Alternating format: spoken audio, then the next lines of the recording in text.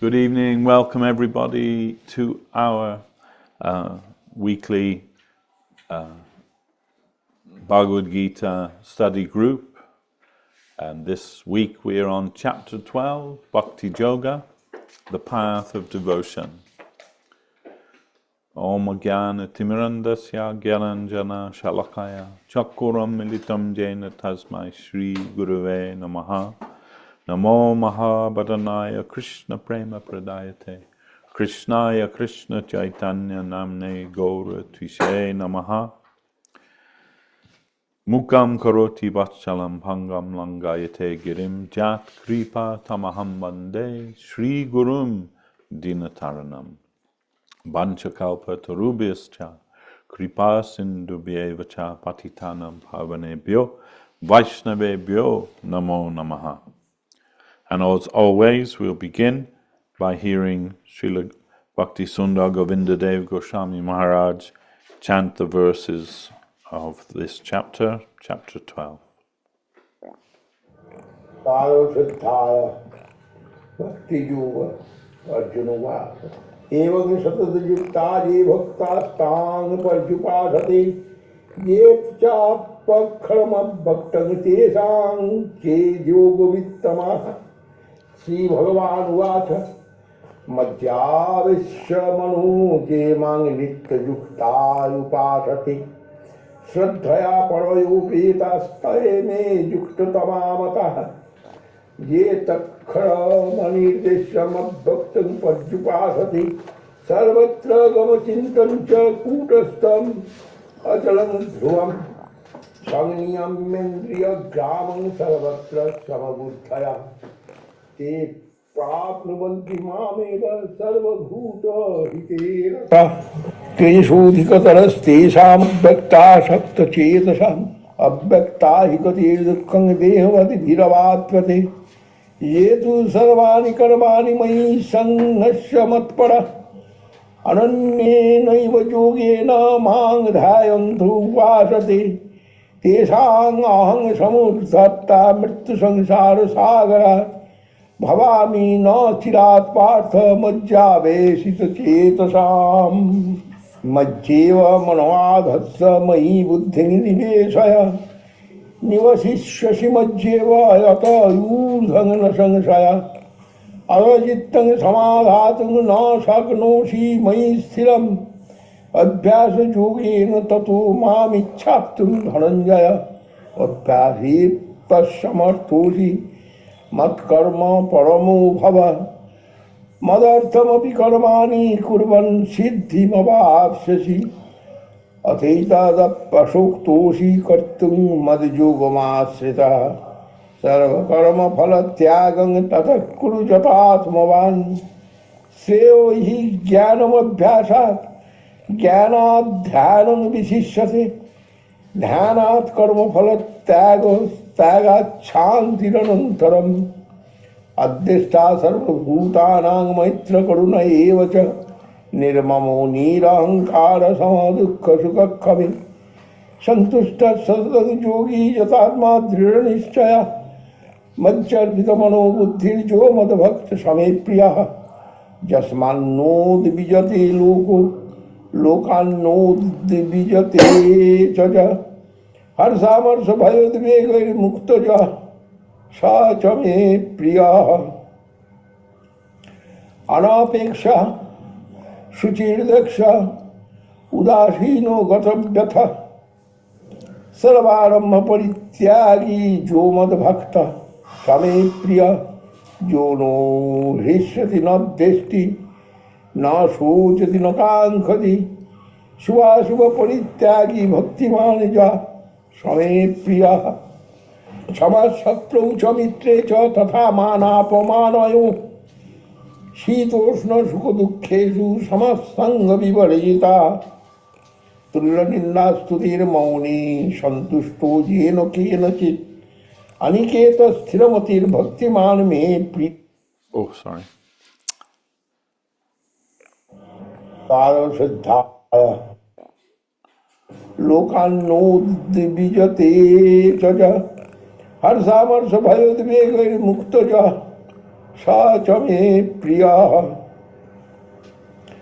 अनापेक्षा शुचिर्दक्ष उदासीनो गतव्यथ सर्वारंभ परित्यागी जो मद भक्त समे प्रिय जो नो हृष्यति न द्वेष्टि न शोचति न कांक्षति शुभाशुभ परित्यागी भक्तिमान जा समे प्रिय समशत्रौ च मित्रे च तथा मानापमानयोः शीतोष्ण सुख दुःखेषु समसंग विवर्जिता तुल्यनिन्दास्तुतिर्मौनी सन्तुष्टो येन केनचित् अनिकेत स्थिरमतिर्भक्तिमान् मे प्रियो नरः जेतु धर्मामृतमिदं यथोक्तं पर्युपासते श्रद्धधाना मत्परमा भक्तस्तेतीव मे प्रियाः इति श्रीमहाभारते शतसहस्रं संहितायां वैयासिकं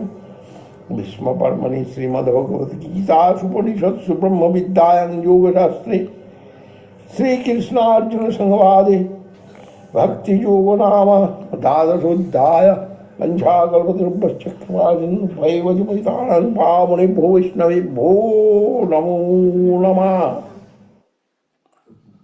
All right.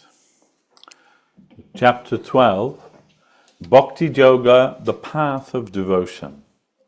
Arjuna inquired, of those devotees who are constantly engaged in worshipping you as Shyamasundar, your original human-like form, with exclusive devotion, and those who worship the impersonal Brahma, who is the best knower of yoga?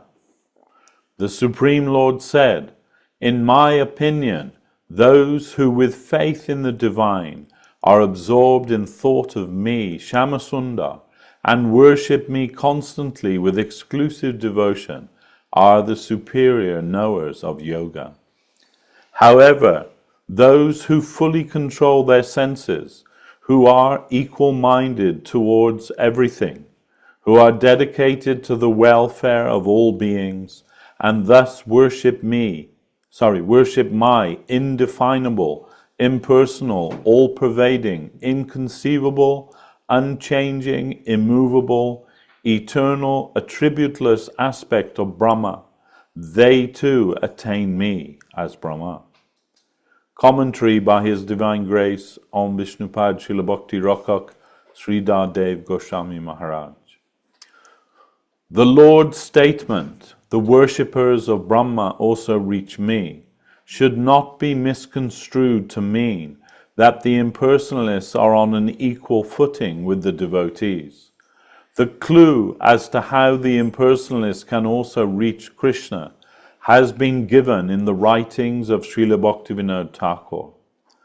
A person may progress on the path of selfless action up to the stage of meditation, as described in the first 6 chapters of the Gita. Then he may undergo great difficulty in searching for the Lord on the path of impersonalism. But when he progresses to the stage of dedicating himself to perform welfare work for others, sarva bhuta hite rata, he may get the chance to render service to a pure devotee. For example, if one engages in the general public welfare work of opening or running a hospital, if some service is even unknowingly rendered to a devotee of the Lord, a Vaishnava, one's devotional merit begins, agyata sukriti. By associating with the devotee, sadhu sangha, one develops faith in the divine personal form of the Lord, and automatically abandons the attempt of attaining to the impersonal Brahma. With such faith, one takes shelter of a bona fide guru, engages in the devotional practices based on hearing and chanting the holy name and glories of the Lord, and progresses on the path back to home, back to Godhead. Thus Lord Krishna indicates, I am the ultimate goal, and Brahma is only a relative position. It is not the final absolute, because the absolute position is mine. Only if the impersonalists serve others, they may thereby come to me, because the only way to come to me is through a Vaishnava. Rahuga naitat tapasa na jati, na che jaya nirvapanad grihadva, na chanadasa naiva jalangi surjar, vina mahat padarajo bhikshekam. This is from the 5th canto of Srimad Bhagavatam.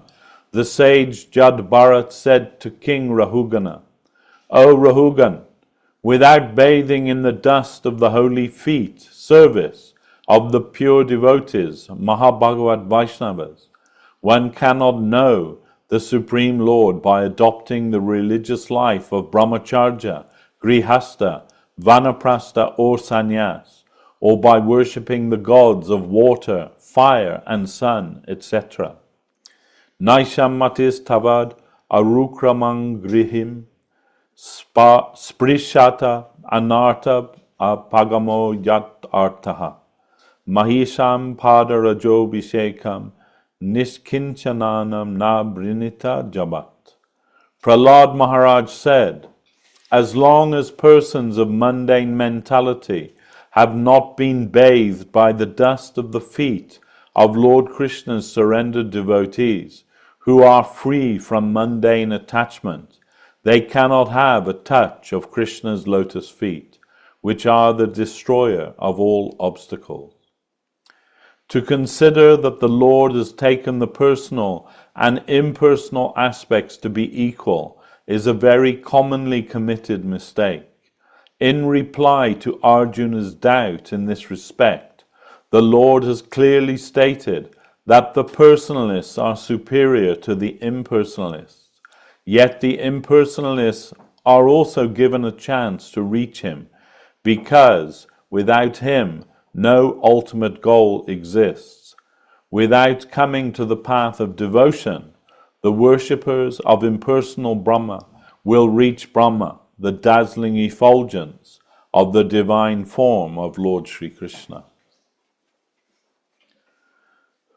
Persons whose minds are attached to the impersonal Brahma must undergo a greater struggle, as the path of attaining the impersonal Brahma is difficult for the embodied soul.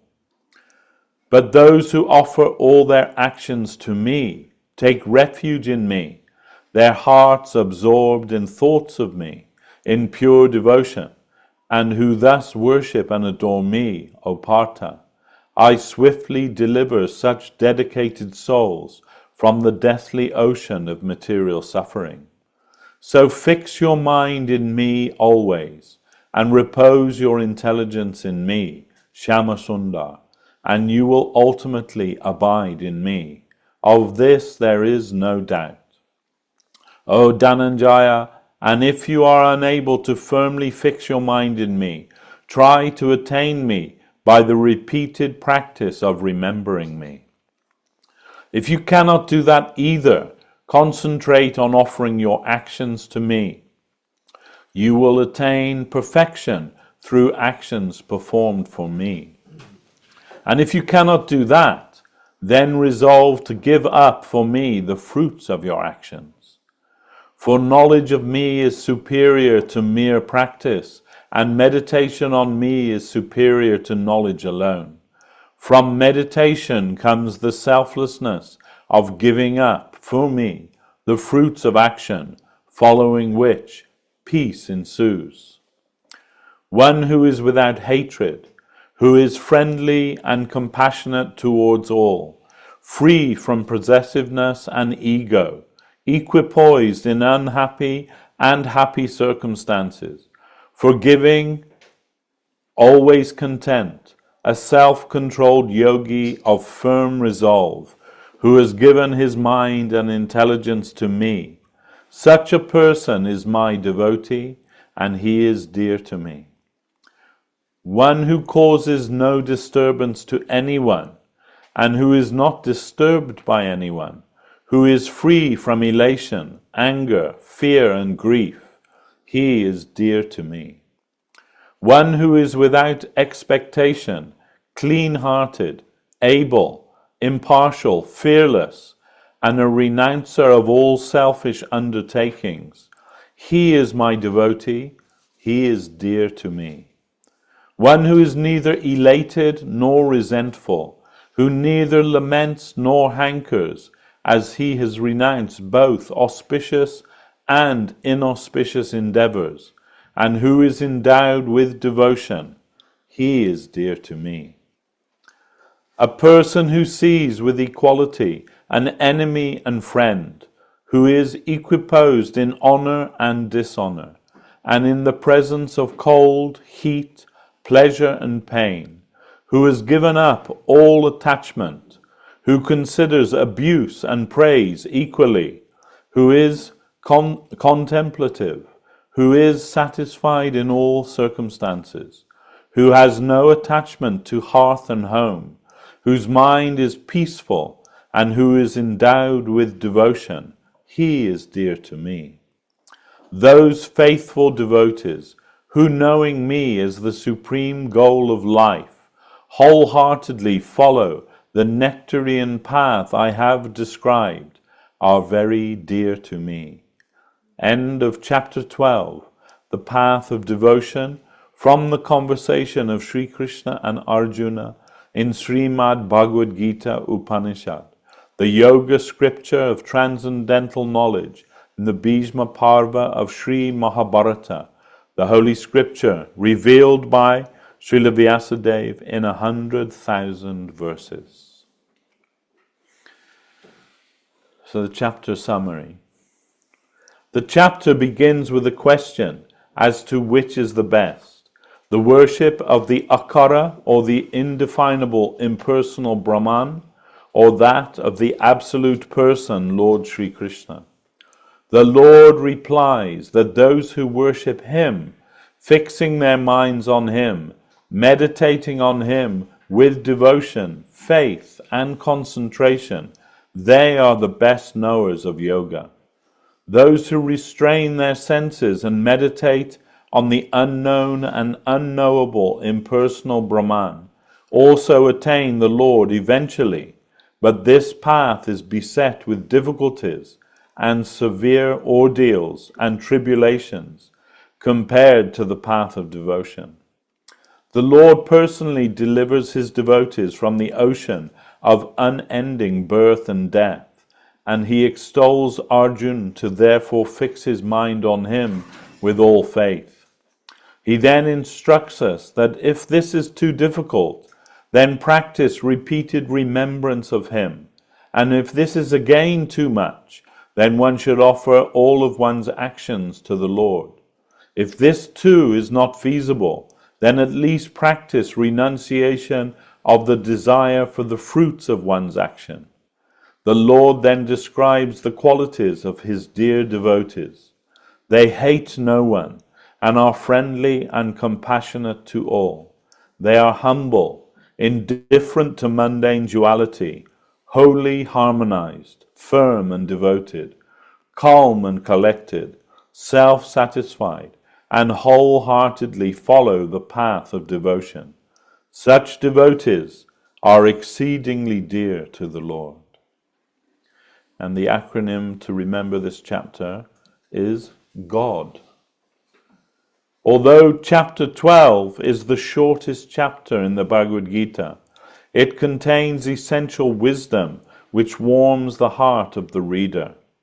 Entitled The Path of Devotion, this chapter discusses devotional service, the stages one may undergo to achieve it, and the qualities of the devotee who has perfected it. God essentially means the supreme controller, but in this chapter we gain insight into the more cherished aspects of God's personality and the disposition of the devotee who is fully in love with him. G for Godhead, verses 1 to 7. In response to a question by Arjuna, Krishna again picks up the discussion of impersonalism. It seems to be a recurring theme in the conversation, and one may question why. The essence of our being is to be happy, anandamaya bhyasat. And the essence of such happiness is experienced in loving relationships. For a relationship to exist, there must be a subject, object, and reciprocity. But impersonal notions of oneness kill all three, and therefore cheat the individual of true happiness. Krishna explains that a personal approach to God through bhakti yoga, devotional service, is more practical in the immediate term and more fulfilling in the long term. While those who tread the impersonal path of spirituality undoubtedly receive spiritual merit, their progress is piecemeal and a great deal more troublesome. Thus, one reason our acharyas constantly refer to Krishna as the personality of Godhead is to remind us that God is ultimately a person who must be approached as such. Options, verses 8 to 12. Here, Krishna demonstrates his magnanimity and understanding. Having delineated the topmost practice of bhakti yoga, he goes on to offer other options, recognizing that some may find it difficult to immediately embrace the devotional path. Progressive steps towards such a devotional spirit include the practice of regulated spirituality, worship through one's daily work, and the cultivation of knowledge. The spiritual path is not all or nothing, and one can begin their journey according to what is feasible and realistic. Then D, for devotees' disposition, verses 13 to 20. As one embarks on the spiritual journey, they begin to develop saintly qualities. Krishna concludes the chapter by elucidating the disposition of perfected devotees. They exhibit qualities such as tolerance, determination, satisfaction, and equanimity of mind, and their purity of consciousness is clear to all. Devotees endowed with such endearing character traits conquer the heart of Krishna, who becomes bound by their spotless devotion. Such are the dealings within the transcendental realm, where even the unconquerable supreme controller becomes a captive of love. All right. There we are. A short chapter, which gives us plenty of time to have some discussion. Does anyone have a question? I'm prepared today. Please clip it on. Okay. Can I hold it like this?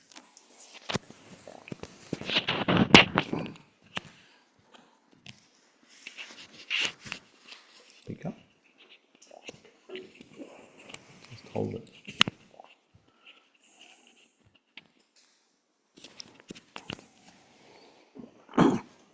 Yes. Hare Krishna.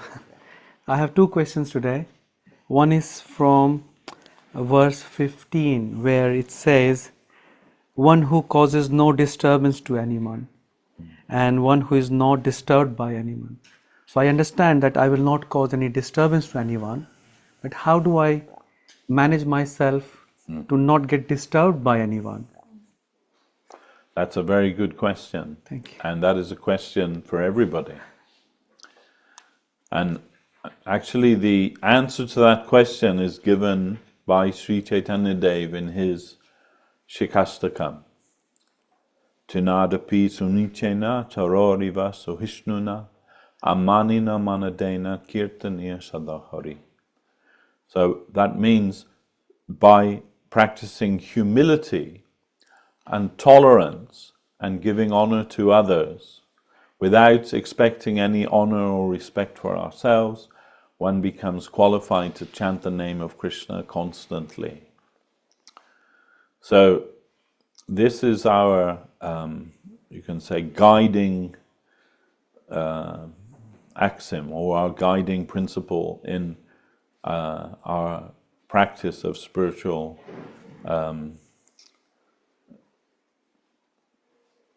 journey.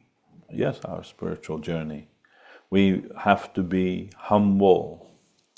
So it is not so difficult to be humble, actually. The only problem is that we have this, like Srila Govinda Maharaj would say, Himalayan mountain range of ego, and that separates us from Lord Krishna. If we can dismantle that Himalaya, then we can see the smiling face of Krishna. But how to do that, and how to, well, by analysis we can understand that we are very insignificant. Within maybe another 50 or certainly to 100 years from now, no one will even remember our name. So then we can understand we are not very important. And sometimes if you come in connection with something much greater than yourself, you're able to see your own insignificance. And that's true even with our experiences in the material world, you can say.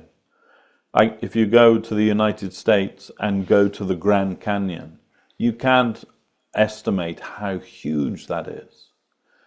And when you see that, you feel very small. And also, you know, when you see some great works of art, sometimes that humbles us also. Sometimes you hear art critics, they describe it was approaching transcendence, they say, something like that. So maybe if you get a chance, you can go, if you're ever in Italy, in Rome, you can go to the Sistine Chapel there and look at the paintings on the ceiling of Michelangelo. When you see that, you feel small. You feel this is the natural effect of coming in connection with the infinite, that we feel ourselves to be tiny and insignificant. That's a genuine thing, even if we just examine how huge this universe is, we can say from our point of view, practically infinite, the universe, but it's not infinite. It is considered in the scripture like a mustard seed in a sack of mustard seeds, our universe. So if you're coming home from the market with a sack of mustard seeds on your back and a few drop out, will you stop to pick them up? No. So this is how small our universe is. But within that tiny universe, there's this tiny blue planet in the solar system of the Milky Way. And on that tiny planet, with billions, uncountable living beings, there's this one person sitting now in the Bhakti Yoga Institute thinking that he's very important. But it's foolishness. It's ridiculous.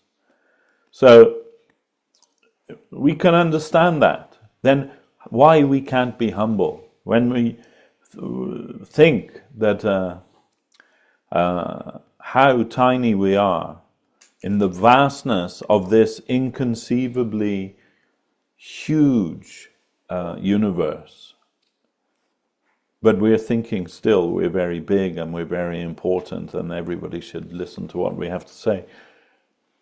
That's called ego. So because of that ego, we cannot see the reality. But that ego, it's a Greek word, I'm sure you understand, that means identity, actually, your identity. So now everybody has ego, But now we're suffering under a false ego, a misconceived ego, illusory ego. But Mahaprabhu Chaitanya Dev has told us, said, my ego is not that. And saying, my identity, says, Naham vipro narapatir napi vaisho na shudro nahambani na chagriha na banastir jatirva kintu prajan nikila paramananda punamritabde gopi bharta padakamalayo das anudas. I'm not a Brahman, I'm not a Kshatriya, I'm not a Vaishya or a Shudra, I'm not a Brahmachari or a Grihasta or a Banaprastha or a Sannyasi. Then what am I? I am simply the servant of the servant of a servant's servant of the ever-expanding ocean of nectar, the Lord of the Gopis, Sri Krishna. This is Mahaprabhu's, this is my ego. So we are to try to adopt that ego. The ego of the servant of the servant of the servant. It's not hyperbole or some kind of poetic expression. Servant of the servant of the servant. It's actually reality. That we can't even say that I'm the servant of Lord Krishna. I'm the servant of Lord Krishna's servant's servant's servant. So our Guru Maharaj is saying, the very slightest touch and connection with divinity, that will be our ultimate perfection. We shouldn't be under any illusion. We are not going to become Arjuna or Subal or Mother Jashoda or Nanda Maharaj. Those places already taken. And the whole of Krishna's Leela is full. And we're not really even required there. In our mustard seed universe, if the whole universe is finished, what would be the loss? No loss. So then we should try to be humble. And if we cannot be humble, then we certainly will not be able to be tolerant. And that's what means, tolerance means not to be disturbed by anyone. So, everything is about consciousness. Everything is existing within consciousness. We understand this from our Guru Maharaj. Everything exists within consciousness. So, even modern psychologists will say, it's not what happens to you that's important, but it's how you react to that which is important. So, then we should try to, our reaction to everything, we should try to couch that in the light of the teachings of Krishna consciousness. In the light of Lord Krishna's teachings, that then if we can step back and leave our ego, even for a moment, then we can never be disturbed by anyone. Srila Sridhar Maharaj would say that the food of a devotee is dal and gall. That means, dal means, some simple food. Yeah. Dal is very simple food. And gall means the abuse of others. So, devotee necessarily means that you will come in contact with the abuse of others. But we shouldn't allow ourselves to be disturbed by that. The dogs bark, but the caravan continues. We're not to be disturbed by the things of this material world. Again, earlier on, Krishna tells this in the Gita. Matra sparshas tu kunteya shitosa shukadukha agama payino nityas tam titikshasha bharata. happiness and distress, they're like the winter and summer seasons. They're coming. Then you have to learn to tolerate them without being disturbed.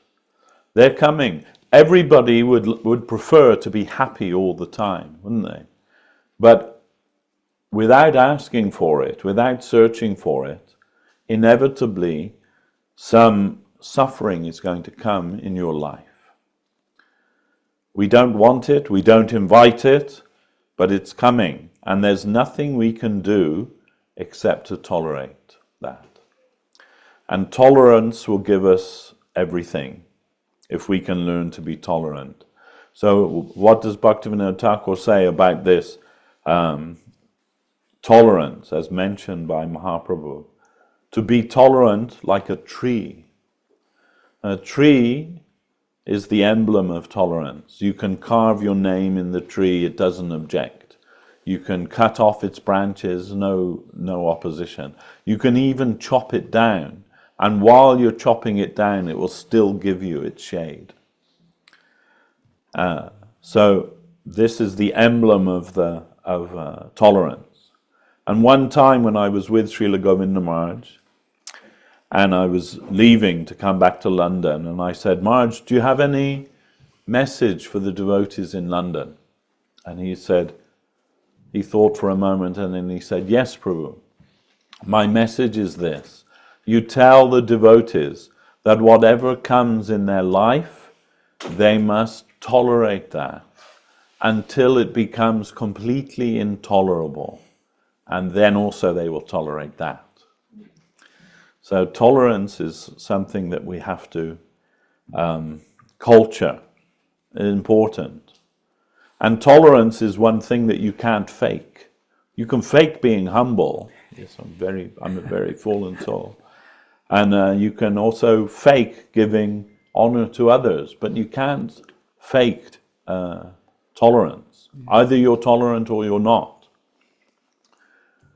So there's a verse in Srimad Bhagavatam which our Guru Maharaj was very fond of, which is Takte Nukampam Shushamikshaman, from the 11th canto of Srimad Bhagavatam, and saying that those who tolerate the reaction to their past deeds, their karma, and still continue to worship me unwaveringly, they are the heir to the plane of immortality.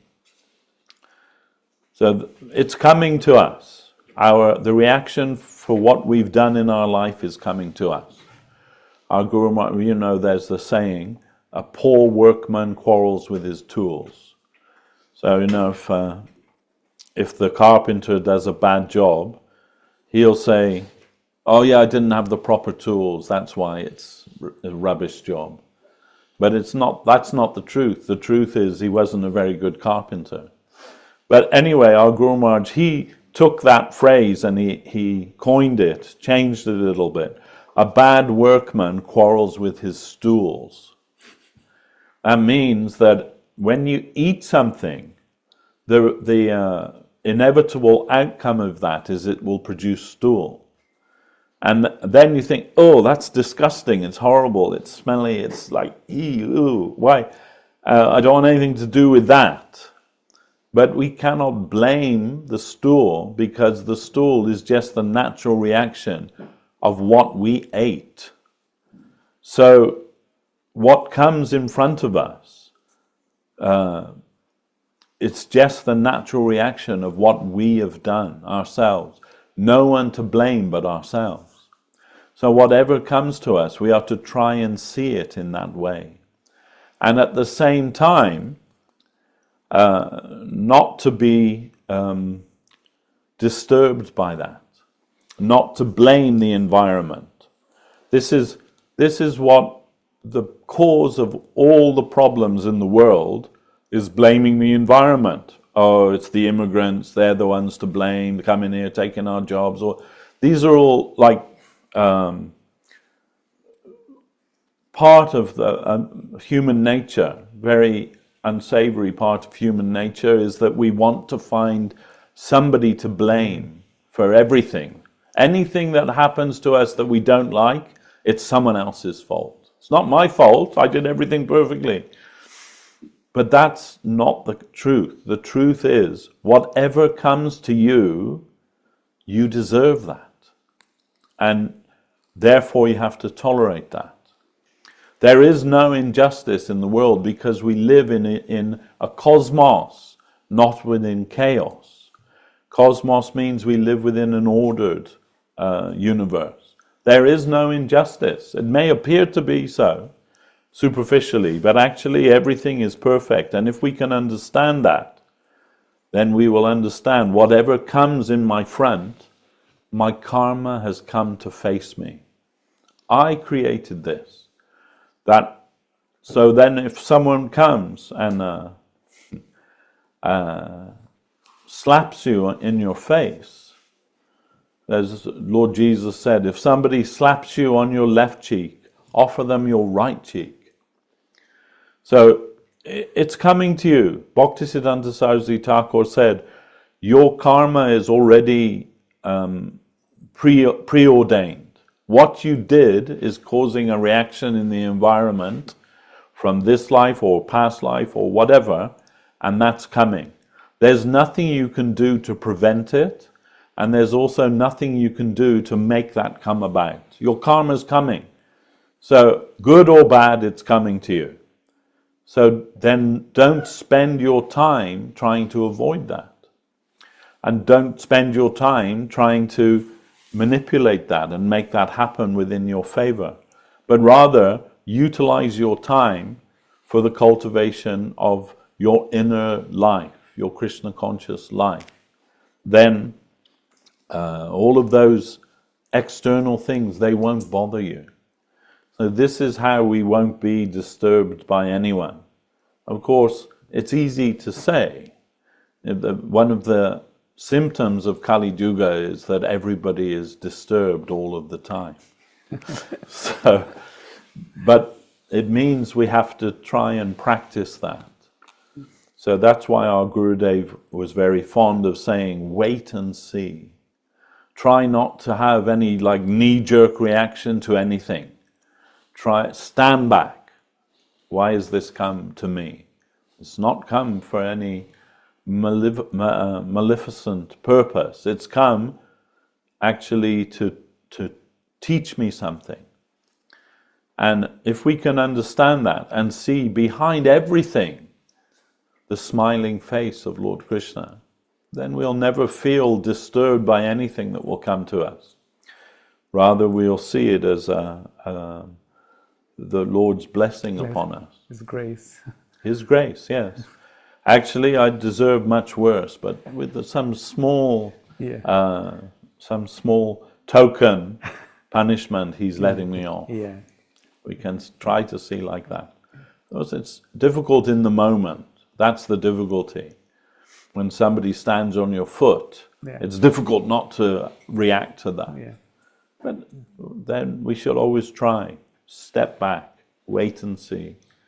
And often when we do that, everything resolves itself without our even participating in it. And if you can do that and understand that what's coming to me is because of something I've done, not anyone else, not to blame the environment. And what's the environment? Well, Einstein, he said his definition of the environment, everything that isn't you. That's your environment. So there's not much you can do to change that or alter that. Rather, all you can do is try to react to that in an appropriate way. That way you won't be disturbed by anyone. Thank you so much. Later on, yeah. There's a question from Maruna Mahiri.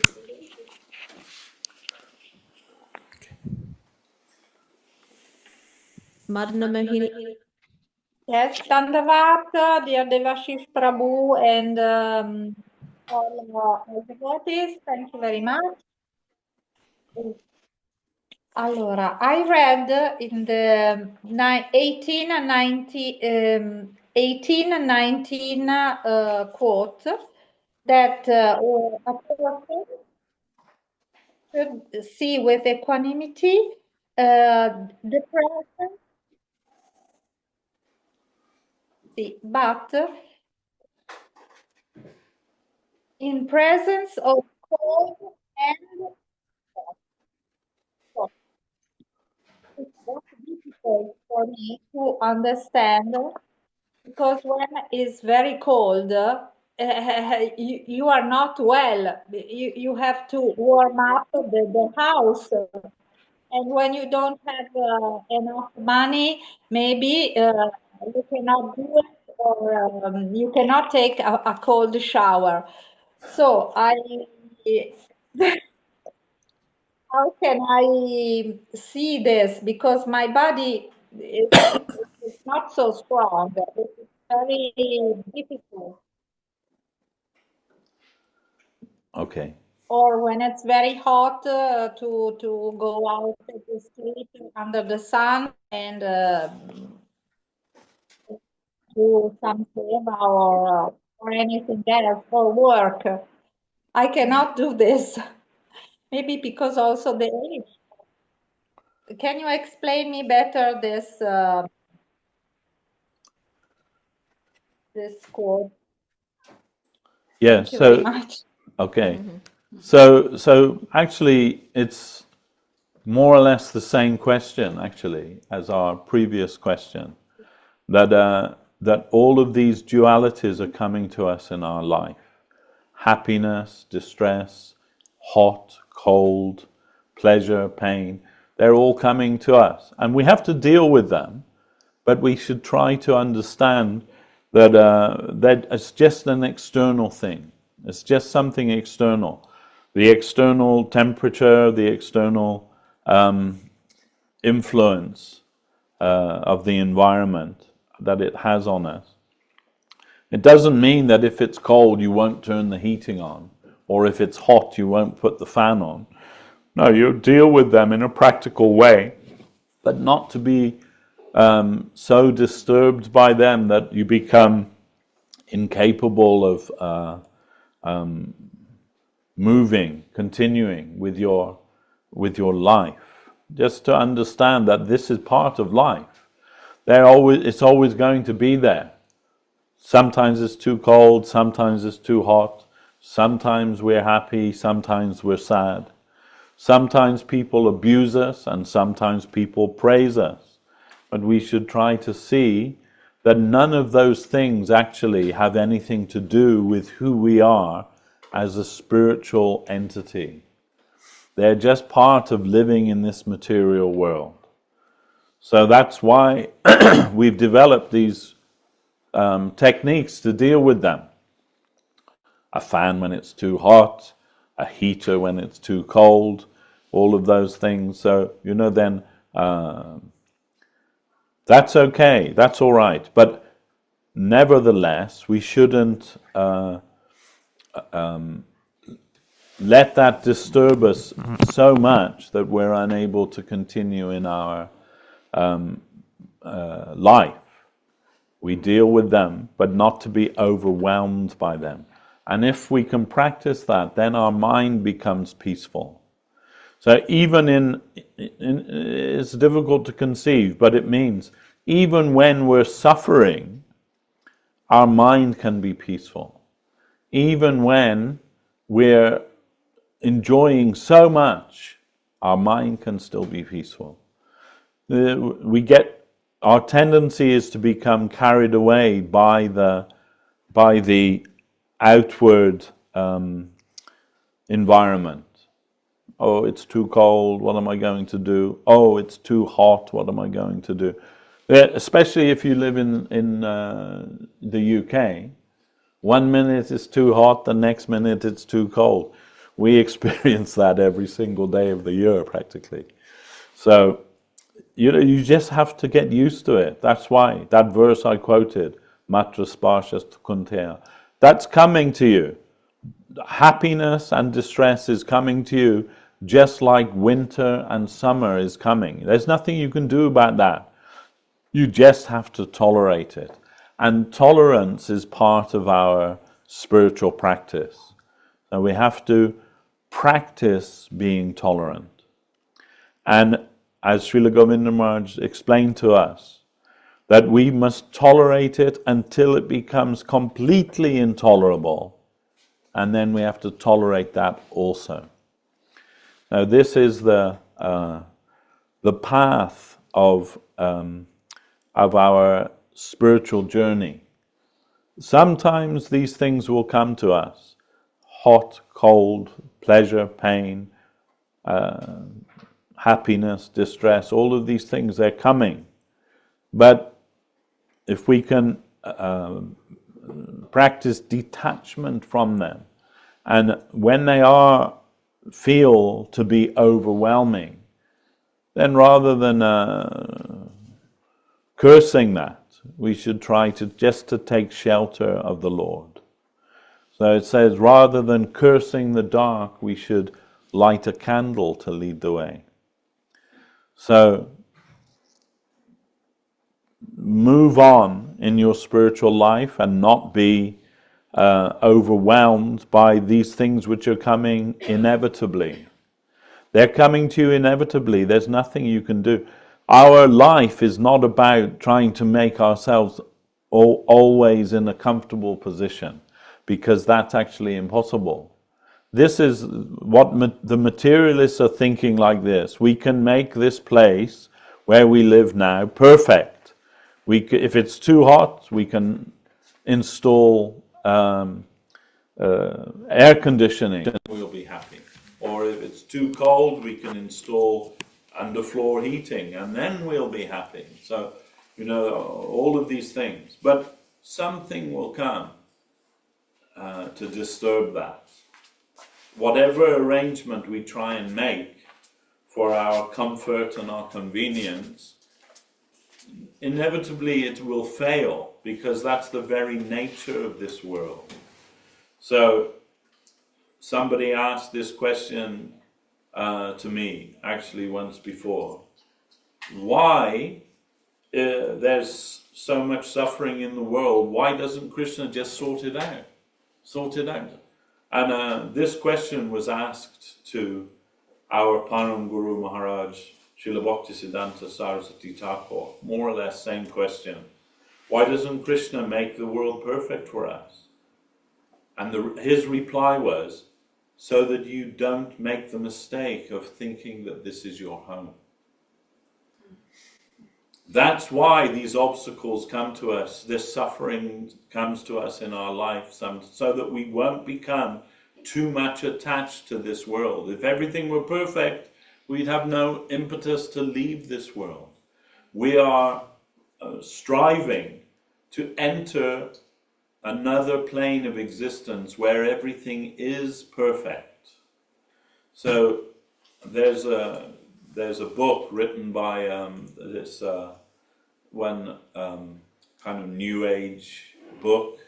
It's called All Sickness is Homesickness. I've not read the book, but I like the title, because actually it's the truth.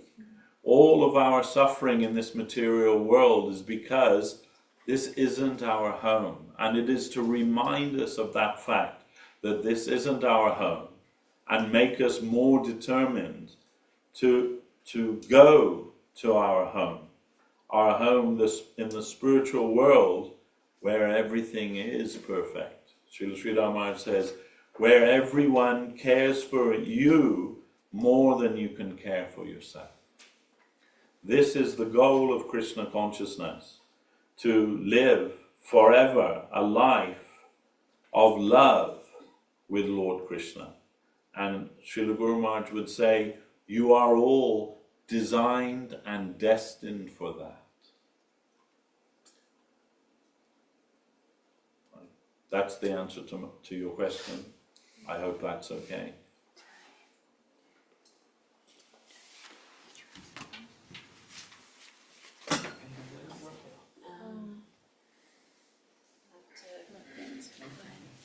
speak it for him, the mic's not working. Okay. Yeah, he Again, Yes. maybe loud. yes.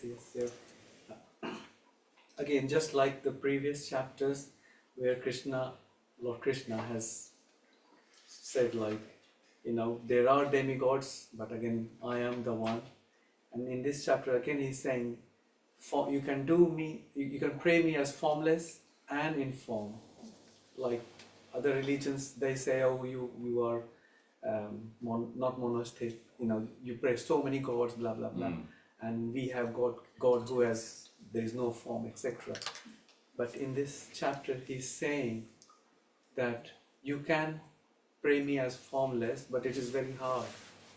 And I'm thinking, if it is very hard path, then why Krishna is saying the one who pray me in form is more dearer? Generally something which is very hard to achieve becomes more dearer to you, right? So why Krishna is saying, if you pray me in the form, then they are dearer to me? Because that's, Can we just check I understood? yeah. So why, the question is, why is Krishna saying that one who worships my form as Shyamasundar is more dear to me than who worships the formless, my formless aspect, which is very difficult. Because normally something which is very difficult to achieve is more valuable, right? That's Yes. In essence the question. Yes, it's true. But actually, it is not it's not like it's a competition. If we go the more difficult route, that will be more glorious. Because actually what Krishna is saying is that if you worship my inform or formless aspect, then that path is very difficult. But he's saying, but even those who follow that path, they have some chance to reach me. But who reaches me through devotion, they are more dear to me. Why? Because it is our natural and constitutional position to have a relationship. So by negating the form, transcendental form of the Lord and the worship of that in love, then that cancels out that relationship. You can't love something which has no qualities. There must be a lover and a beloved.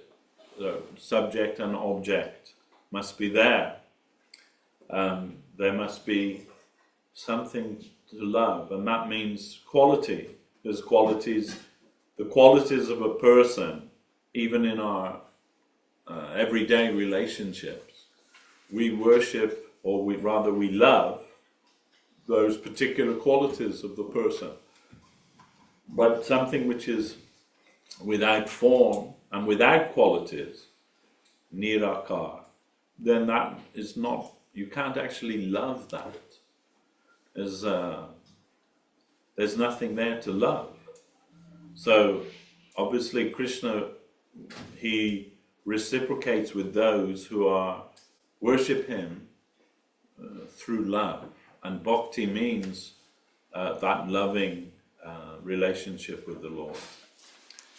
It is natural, and it is the most wholesome. So actually, those who worship the formless, they must come to the conception of transcendental form, or ultimately. Actually, the question isn't whether God has form or is formless, because both are mundane consideration. Krishna has no material form, but he is not nirakar. He is transcendental form. He has transcendental form that looks like you or I, perhaps, in this world, but not that. More than that. Actually, that we cannot conceive. How much?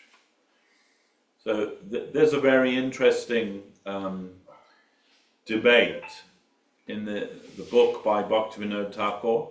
He's written a book called Jaiva Dharma, and that is it's in the form of a novel, and there's a debate in that between the devotees of the Lord, the Babajis of Navadvip, and the mullahs, Muslim mullahs. So they come to debate with the Vaishnavas, and they choose one Vaishnava to represent them, and that, I think his name is Paramahamsa Babaji, if I remember correctly. And the head mullah, he presents his question, and his question is, we have heard that your Chaitanya Dev has made the Hindu religion perfect. If this is true, why do you still worship idols? This is the question from the mullah. And the answer is very enlightening. First of all, that Babaji Maharaj, he says, if you deny a man the worship of an idol, you deny his spiritual progress in life. And what does that mean? That means he may conceive, let's say, and he gives this example, like a jungle man. You know, in India they call them Devashis, right? The jungle man, or Aborigine man, living in the jungle, uncivilized, uncultured, but he may see the sun and bow down to that, thinking that must be God, and bowing down to that. Or he says, see some unusual animal, like a cat or something, and then worships that, thinking, oh, that must be God. He says, so although in both cases the object of their worship is wrong, misconceived, the idea is right, that there is something superior to me that's deserving of my worship. If you say you can't do that to somebody because it's wrong, then they won't be able to progress in their spiritual life, because their idea is correct. There is something more than you, higher than you, that's worthy of your worship. Then the Lord in the heart will guide them to the proper path. First thing. And then he says, so in your estimation, he asks the mullah, in your estimation, how should we worship God? And his reply is, you should worship God in the mind. Right then, Babaji Maharaj asks, is the mind material or spiritual? It's material. Then how, with something material, you can worship something spiritual? This is the reply. Then he said, so you can conceive of something formless in your mind, you're thinking, but actually you're thinking of something like space or ether or the sky. This is the most, you could say, vast thing that you can conceive. But aren't you just making an idol out of that element? An ethereal idol, or a sky or space idol, and worshipping that? That isn't God. Then he said, but when the sages, ancient sages, wish to have a vision of God, and they prayed to the Lord, he revealed his transcendental form to them. And then the artist, the sculptor or the painter, they told them what they saw in their vision, and he made a painting of that or a sculpture of that, representative of that. It may not be that, but it represents that. So like that, many descriptions given in the scriptures of those who have seen with their divine eye the transcendental form of the Lord. So it say that Lord Krishna stands in threefold bending form, his eyes like lotus petals, playing his flute, his head bedecked with the peacock feather, with the jungle flower garland around his neck, the mark of Srivatsa on his chest. All of these different kinds of descriptions of the Lord have been given in the scripture, and the artist has made a translation of that in the form of a painting or a sculpture or something, and when the devotee, he worships that. So that isn't an idol. That Sri Murti is not an idol, it's a revelation of the transcendental form of the Lord. And you can think like this: if you go to somebody's home, and on the shelf they have a photograph of grandmother. Oh, who's that? Oh, that's Granny. Oh, she looks very nice. Then no one will say, that's not Granny, that's just a piece of paper with some chemicals and some pigment on it. What are you saying? That nobody would say that, would they? When you see a photo of your family member, oh yeah, it's that person. Everybody knows it's not actually that person, but it is a likeness of that person, and it reminds you of that person. So in the beginning stages of devotion, when we see the deity of the Lord, we are reminded, with the Sri Murti, we're reminded of the figure of the Lord. So you can say it's an icon or an emblem of the Lord and the qualities of the Lord. But those whose hearts are filled with devotion, they don't see an emblem of the Lord, they see the Lord himself. Excuse me.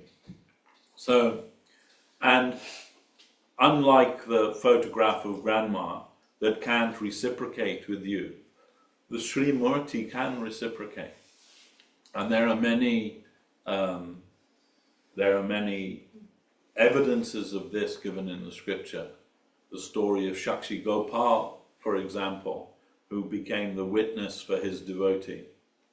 And even in Vrindavan, the most popular temple in Vrindavan is Bankabihari. This is one form of Lord Krishna in Vrindavan, Bankabihari. And if you go there to see the arti, as they're doing the arti, they're always opening and closing the curtains because they're afraid he might run away, because he has done before. He sometimes runs away off their altar, and they're afraid that may happen. So there are some examples of that. When one day they came and they found that Bankabihari's gold bangles missing. When they came to wake the deity in the morning, the pujari, his gold bangles missing. Then they searched, the police were called, they searched, they looked. They found in the nearby goldsmith, there were the bangles. Oh, what is this? Then he said, the man who owns the sweet shop, he bought those bangles in and I bought them from him. Oh, these are Bankabihari's bangles. So the police, they go to the sweet shop to arrest the sweet shop owner. We don't know how you did it, but you stole Bankabihari's bracelets. And no. Last night, just as I was closing up the shop, this beautiful young boy came in and he told me, "Oh, my master forgot to give me some sweets before I went to bed. So I want some sweets. Can I give you these bangles? You give me some milk sweets." Okay. Then the pujari said, "Oh yes, I forgot. Last night I forgot to offer the sweets to him. So he went to bed without his sweets." Then he took matters into his own hands. Went to the sweet shop and gave him his bangles in exchange for some sweets. There are many examples like this. The deity is not an idol. The deity is the form of the Lord himself. We are seeing paint and marble and stone or canvas or all of these things, but that's our eye. But the Lord can manifest himself in any way if it is his desire. So didn't he, in those who are Christian background, didn't the Lord appear to Moses in the form of a burning bush? It is told like that. He can show himself in any way that he wishes to. And to say that he cannot, that limits him. But the idea that a form must be limiting, like our form is limited, that is because we're talking about a mundane form. Actually, his form is transcendental and has no limit. His form, he can be that form and more than that. He is never limited by that. And how much we can understand that. How much beautiful is Krishna, we cannot understand. I remember, maybe previously, maybe not now, but at one time, people said that Bollywood actress Aishwarya Rai is the most beautiful woman in the whole world, they said. And maybe it was true. Now she's a little older, maybe not so much anymore. But at one time, maybe she was the most beautiful woman in the world. And then if you can consider, or anyone that you can consider the most beautiful person in the world, then you will think, then how much more beautiful is Krishna than that? Twice as beautiful? 4 times as beautiful? 10 times? Unlimitedly more beautiful than you can even conceive of that kind of beauty. You cannot conceive. And if you see that, you will not be able to remain conscious in this plane. How much beauty. He is, our Guru Maharaj said, reality the beautiful. So this is Krishna's nature is there, and he can show himself or hide himself in any way that he wishes to. So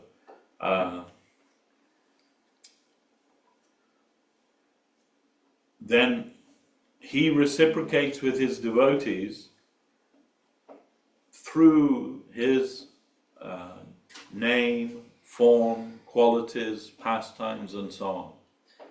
Then all of these things are described in the scripture. And to say that ultimately all of that is Maya, that will be a grave offense to the Lord. It is beyond our understanding. That is inconceivable. He is in every respect inconceivable. That is Achintya. So Chaitanya Dev, in describing his philosophy, he has called it Achinta Beda Bed Siddhanta. And it is an essential part of that equation is the Achintya part. That ultimately he is inconceivable to us, but he can show himself to us. When our Guru Maharaj gave a lecture at the Brahma Samaj meeting, then afterwards one man came up to him and said, if the finite can know the infinite, then that's not infinite. And our Guru Maharaj's reply was, if the infinite cannot make himself known to the finite, then that is not infinite. Understand? So we can say, yes, by our finite capacity, we cannot know the infinite. But the infinite can make himself known to us because he's infinite. He must have the capacity to be able to make himself known to us. And that's the whole crux of that. The whole crux of our understanding is that he can reveal himself to us any place, anywhere, any time, in any form that he desires. Thank you. Question back here. Yes. My question has two parts on the same subject of tolerance and not being disturbed. I wonder if this applies only to ourselves, or should it apply to others also? If others are, for example, abused or disturbed, should you still tolerate that? And also the other part of the question is that this tolerating and not being disturbed, is it something internal or externally also we should not have any reaction? Funny enough, when I was coming, there was some incident in the bus. I just want to check if my reaction was correct or not. So,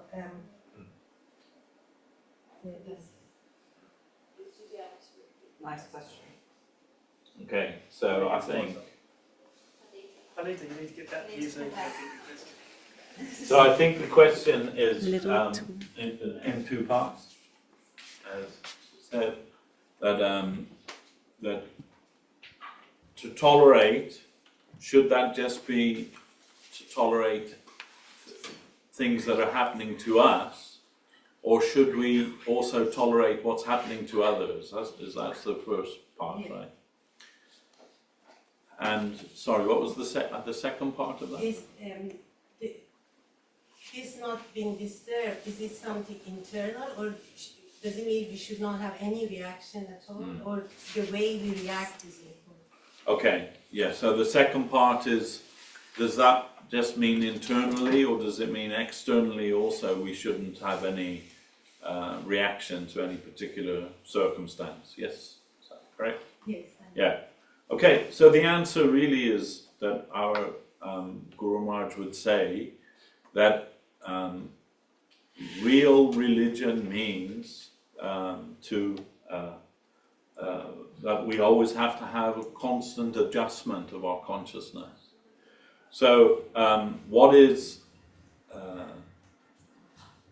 real tolerance and what is real humility and all of these things, that will be measured by who. So our Guru Maharaj would say, humble to who? Humble to Krishna and humble to the Vaishnava, or humble to the mad person in the street. So then a proper adjustment will always have to be made. And he gave this example that in outside one temple in India, in Mayapur, the ISKCON temple, some Muslim people came there and they killed a cow in front of the temple. And of course, a riot ensued there amongst the Muslims and the Hindus there. And I've seen that also. Once I was on a bus coming from Krishnagar, and just by accident, the bus hit a cow as they're driving. And because the cows just wander around on the street, and whether that's actual cow protection, I'm not sure. But anyway, that happens in India, right? So, but that bus driver, he knew he's going to get blamed for that. And so he stopped the bus and he just ran. He just ran into the field and we didn't see him again. He was terrified of what the reaction was going to be. So anyway, you can imagine that some Muslim people, they came and they cut the throat of the cow outside the temple, and a big riot ensued. And then from the temple, one of the devotees came out with a gun and shot the gun into the air. And when the gun went, everyone ran. Muslims, Hindus, everybody all ran away. Then someone came to complain to our Guru Maharaj. Oh, they're not being humble. Bringing a gun? How is that being humble and tolerant? And our Guru Maharaj, they were complaining like that. And our Guru Maharaj said, no, we support them. We support that.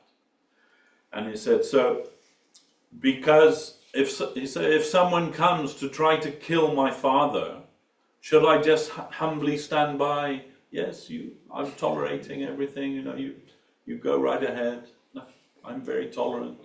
No, you will stand in front of your father and you will fight to protect your father. And that is not contrary to the idea of humility and tolerance and so on. So what you're saying is, the question actually, should we tolerate just for ourselves or for others also? We should not tolerate for others. What is, if something is being done, if someone, in this example, someone is coming to do harm to my father, I will not stand by and tolerate that. If someone comes to the temple to try to break the deity in the temple, I will not stand humbly by and tolerate that. Sometimes humility requires that you have to fight, that you have to sacrifice yourself. And Guru Maharaj gave the example, when Hanuman burned down the city of Lanka, was he humble? Was that being humble? It was, because he was being humble to Ram. So in this way, always there has to be a proper adjustment to our thinking. Not just, like some outward display.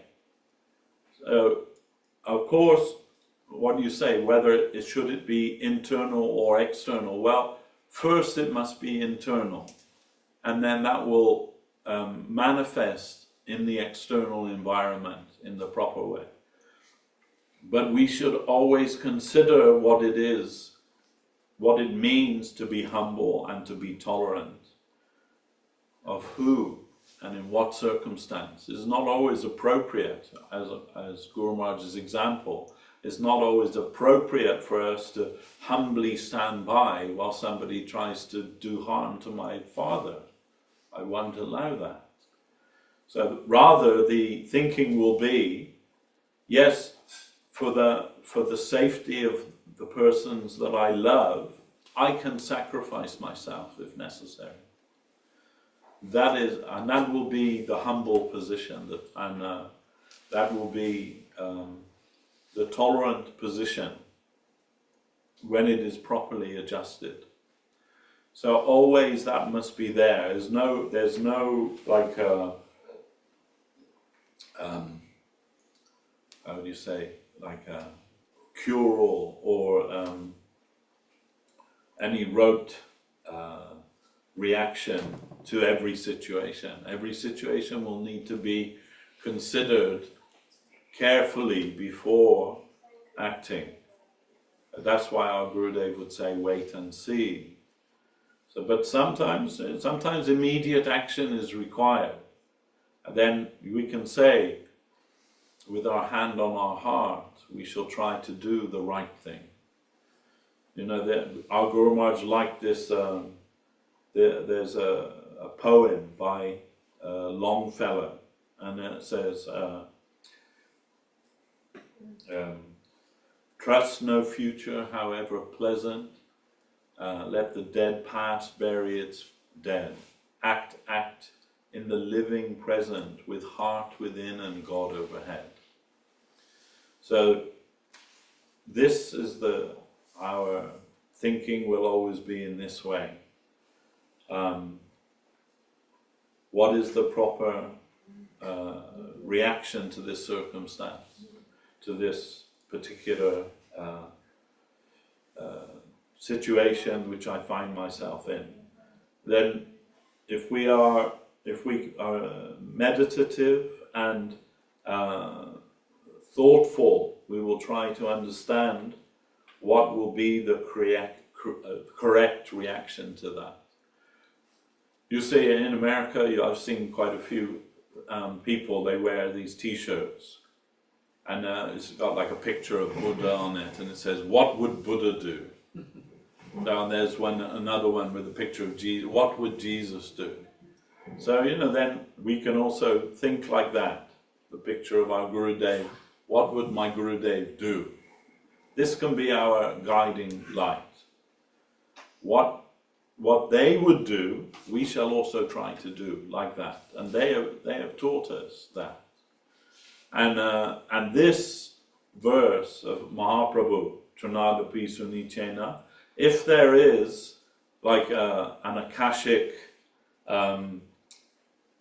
encyclopedia of spiritual knowledge somewhere in the ether, then if there is such a thing and you look up this verse there, you will see next to that verse the picture of Bhakti Sundar Govinda Dev Goswami Maharaj, because it is our opinion that he is a very embodiment of this instruction, this verse of Mahaprabhu Chaitanya Dev.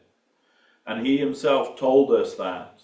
He said, when I first came out of India to go to preach in the West, I'm thinking, what will I tell the devotees? So they're already enlightened with Krishna consciousness through the preaching of A.C. Bhaktivedanta Swami Maharaj.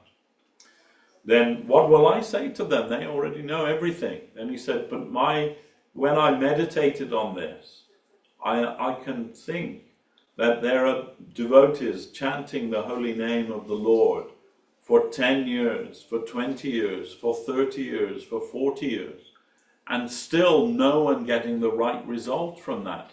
Nobody is getting Krishna Prema. And why is that? So then I thought, there can only be two answers to this question. One, that it's all just nonsense and some cheating thing. And he said, but if it was just this chanting of Hare Krishna was just a cheating thing, I would have left it a long time ago. So because maybe I can't do anything good for you, but I won't do anything bad for you. So, but we know that the sadhus, the scriptures, our gurus, they have proven that this is real. It is a real thing. Then the only other answer is, if I'm not getting the proper result, Krishna Prema, from chanting the holy name of the Lord, I must be doing something wrong. There must be something wrong in my practice. And he said, I came to this conclusion that now is the time that we have to understand what it is that we're doing wrong. And that is that we are chanting Hare Krishna, okay, but not with humility, not with tolerance, and not with giving proper honor to others, and expecting some kind of honor and respect for ourselves. That's why we're not getting the result, because we're not doing these things. So, and we saw that his very nature was that everything he did, he embodied humility, tolerance, and giving honor to others, and not expecting any honor for himself. You're always saying, in fact, he would always say, oh, I am a very fallen soul. And he believed that. But then one day he told me, I have to stop saying that, because then my disciples will say, oh yeah, my Gurudev is a very fallen soul. He said so. We have to believe what he says. So I have to stop telling people that I am a fallen soul. And we know, of course, that he was not that. But it is the nature of the devotee to think themselves in that way. And so that then I say, in my humble opinion from the time I had with him, that he really embodied that humility, tolerance, and giving honor to others. And so we can very happily wear a T-shirt with his picture on, and what would Gurudev do? What would he do? And that can be our guiding light always when we're trying to apply these principles of humility, tolerance, and giving honor to others. Okay. Devashis Prabhu ki jai. Jai Vishnupad Srila Bhakti Sundar Govinda Dev Goswami Maharaj ki jai. Jai Vishnupad Srila Bhakti Rakak Sridhar Dev Goswami Maharaj ki jai. Jai Bhagavan Srila Bhakti Siddhanta Saraswati Thakur ki jai. Sri Harinama Sankirtan ki jai. Nitai Gaura Premanandi. Hari Hari.